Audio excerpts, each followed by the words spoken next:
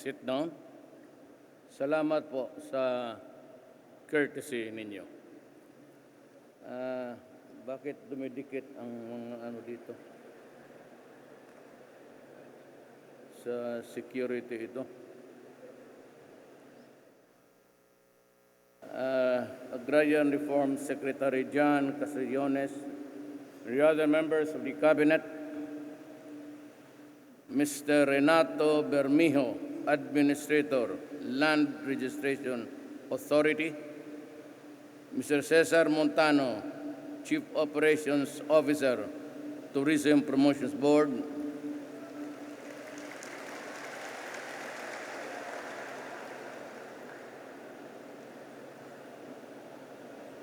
the officers and men of the Armed Forces of the Philippines and the PNP, mga elected and appointed officials of the province of Sultan Kudarat, led by Governor Dato Pax Mangudadatu, mga kababayan ko. May speech ako, pero hindi man binisaya, hindi maganda. Well, I'll just read it, but maybe I will add something to it. I am humbled and proud to personally hand over to you what you rightfully deserve as hardworking Filipinos. I stand before you to say only one thing. Today is a victorious day for you, our farmers. I laud the efforts of the Department of Agrarian Reform for being instrumental in upholding the rights of our farmers to own, control, secure, cultivate, and enhance their agricultural lands, as well as to improve their quality of life. Ever since I became president, I have not strayed away from my promise to achieve social equity, peace, and development for all. To our hardworking farmers, you are no longer just tillers. You are now proud owners of your own land. I also encourage you to continue your noble duty of tilling our fields and bringing food on the table of every Filipino. The Philippines is nothing without our farmers, who regularly provide our people with sustenance and ensure food security despite difficulties such as disaster, price fluctuations, and financial shortages. As President, I am privileged to implement genuine land reform to strong and decisive governance. Thus, I recall on the department and call on them again, the agriculture and other related agencies, to continue their efforts to increase farm productivity, reduce farm expenses, and promote the well-being of farmers, consumers, and the general public through various programs. I assure you that the government stands to you by every step of the way. We continue to provide support services of other agencies through livelihood programs such as crop insurance, production and post-harvest trainings, and credit access. Yun ang pinaka-importante. Credits is where the credit is delivered to you. Para hindi na kayo pupunta dito sa huwag naman doon sa bukid na malayo, baka ma-hold up. Importante yung credit, actually. Among others, to boost your productivity and strengthen our agricultural sector as a whole.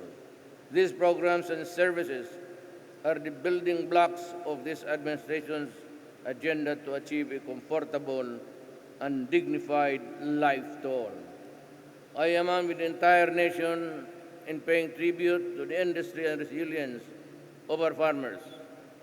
Kayo ang idol ko. And may this event renew our commitment in enhancing our nation's food and security and uplifting the lives of fellow Filipinos. I urge you to demonstrate solidarity in our shared task of building a stronger and more robust for all. Hindi na muna ako mag-salamat kasi may idagdag ako. I am racing against time.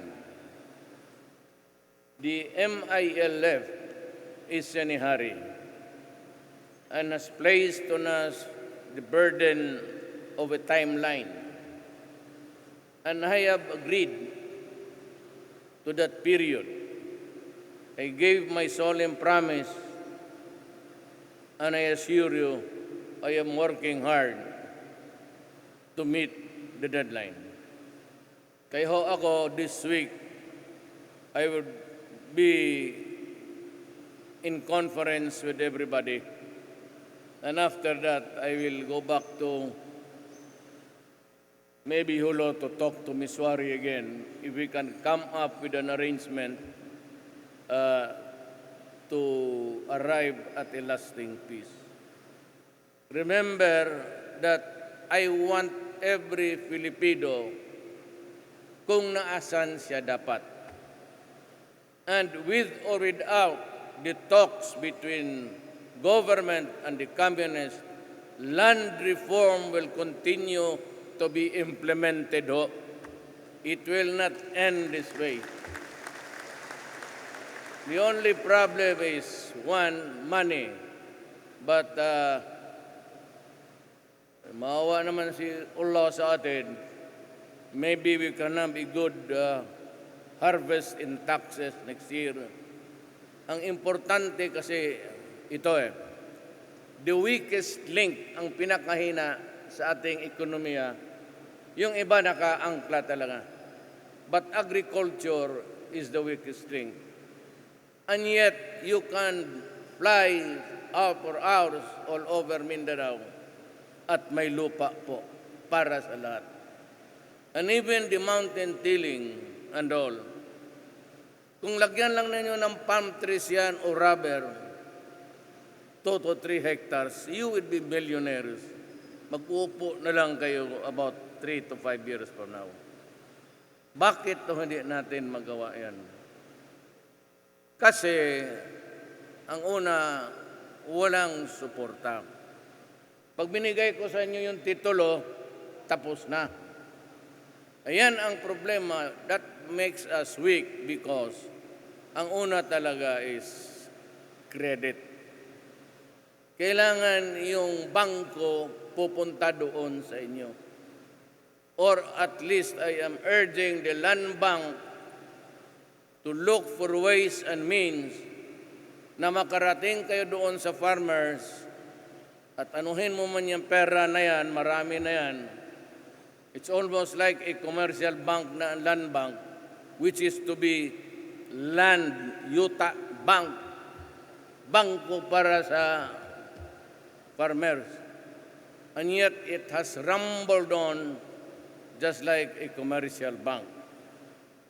Yung pera na yan, bitawan na ninyo, give it to the farmers. Alam mo, importante without credit, fertilizer, abono, seedlings, lahat. And maybe I will look into your finances. Yung mga kooperatiba dito all over the Philippines, mabigyan lang man na tag-isa o dalawang tractor to till the land. Mura lang yan. And if there is no corruption along the way, makukuha talaga ng mga tao. Problem is, magbigay ka ng credit, tapos ikaw naman humihingi.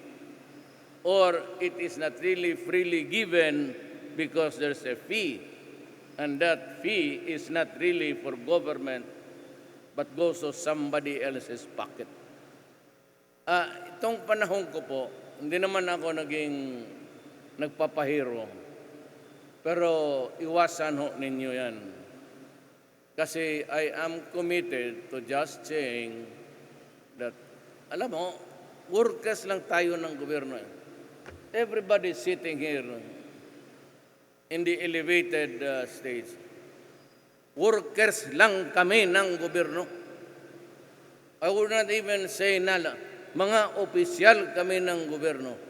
Kami po ay trabahante lang sa gobyerno.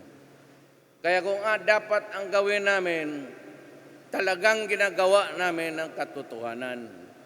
Walang kaltasan, wala lahat. Kasi pag hindi, papatayin kita.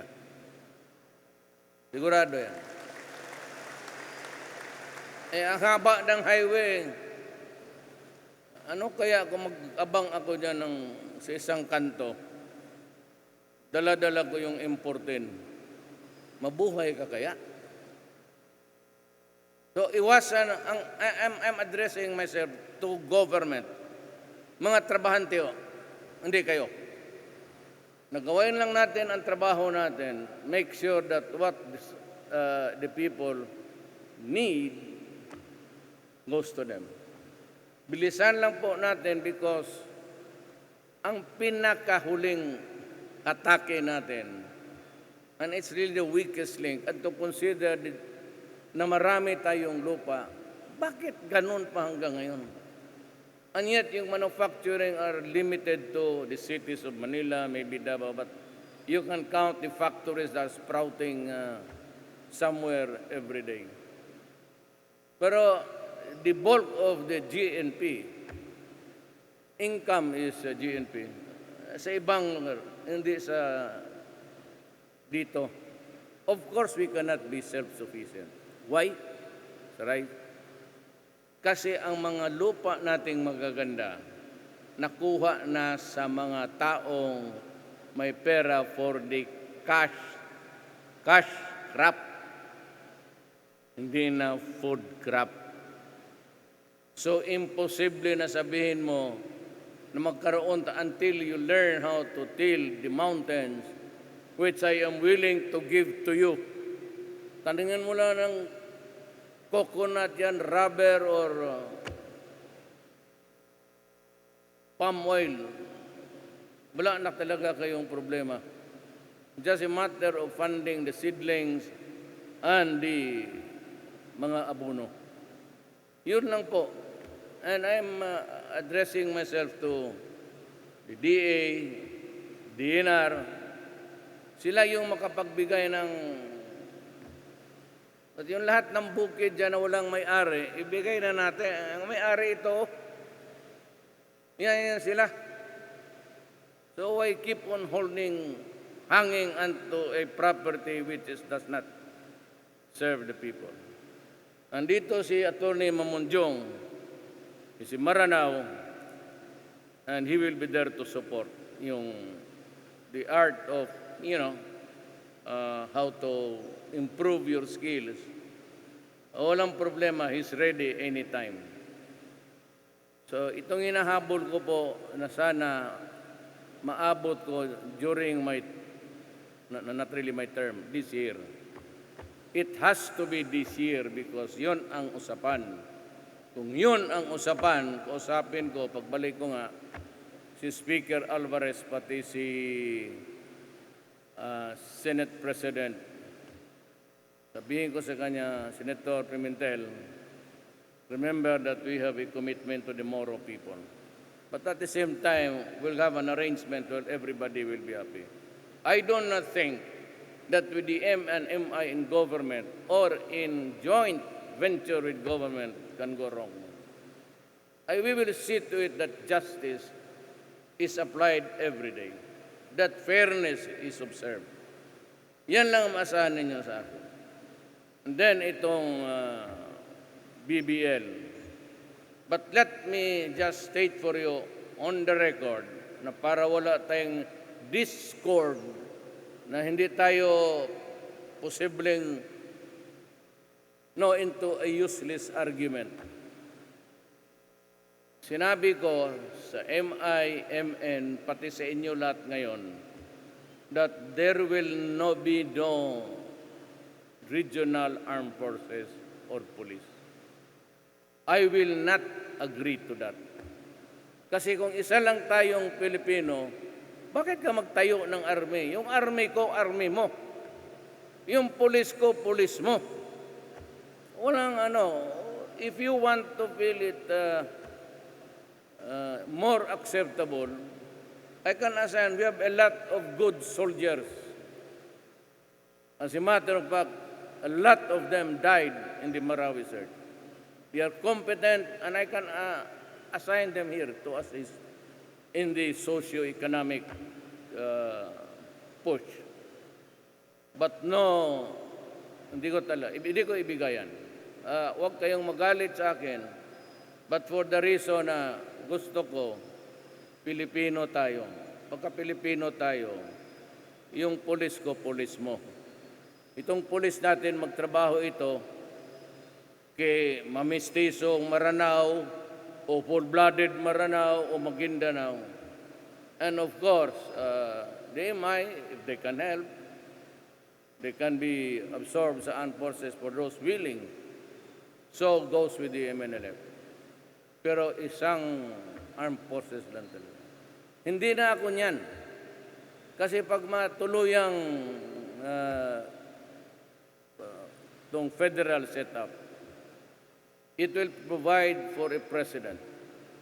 And if we can perfect it by 2020, hanggang 22 ako kung may perfect na federal at provides for a election for a president, I will step down para to maintain the unity of our nation. And yung sekreto lang naman dyan is, most of the resources will be retained by you. That's just the federal yung magkaiba sa unitary. Mag-contribute lang kayo doon sa national government. But you retain most of the taxes to develop your own place. I am for it. Wala akong problema. Ang akin na lang, sana ako maghanap ng solusyon para maabot natin yan. After that, I will go. Do not be afraid of a dictatorship because I will not be one. Ayaw kong kabaan ninyo. Mas gusto ko nga iksian ninyo. And if by 2020 we can have a new president o a moral president for the Republic of the Philippines, mas maganda para sa akin. Total yan, tao na yan would be a Filipino. And he would always care. Isa lang ang bayan niya, bakit niya sa akin? So I hope that there will be an election and good leaders will come out. Kami patapos na ang generation ko. Nag-birthday nga ako. Ang problema, hindi ko alam kung ilang taon na ako. Marami nagtanong, ilang taon ka na? Putang inan, kalimutan ko nga. Sino nga pangalan ko? Pag magdating ang panahon na yan, time to go. Pero yung mga pangalan ng asawa ko, hala, naalaala ko lahat. Mag-usap tayo, huwag tayong mag-away. Isa lang ang bayan natin. At ako, ang interest ko lang, bakit tayo magbaryo-baryo ng military pati polis? Trabaho ng polis, para sa akin, trabaho ng Maguindanao yan. Ang Maguindanao, trabaho niya doon sa Ilocos, polis rin. Walang sundalo, period. Police, period. Huwag masyado yung politika kasi, alam mo, Governor ang tatay ko, isa pa ang Davao. Kung hindi ko talaga pigain ito, Walang mga. Kaya pag sinabi ko, gawain ko talaga. Pag sinabi kong bantay ka dyan kasi may gagawin ko talaga. Yan lang ang magkaroon tayo ng usapan na matino. Pero I would always be motivated of what is the best interest to my country. The greatest good for the greatest number. Hindi ako mag-isip ng Muslim kasi lula ko Muslim. May anak ako na Muslim. 3 Muslim yan. Tausog, Maranao. So bakit ako makipag-away sa inyo? Bakit kayo makipag-away sa akin? Mag-usap na lang tayo. Total, kaya naman talaga natin to be fair and be happy in our country. I hope you understand my feeling because yan talaga ang mission ko. Kasi alam mo, halos wala akong leader. Buong Pilipinas, ilan lang, nanalo ako. So may utos si Allah sa akin. Susundin ko si Allah. Maraming salamat po. Maraming salamat po, mahal na Pangulo.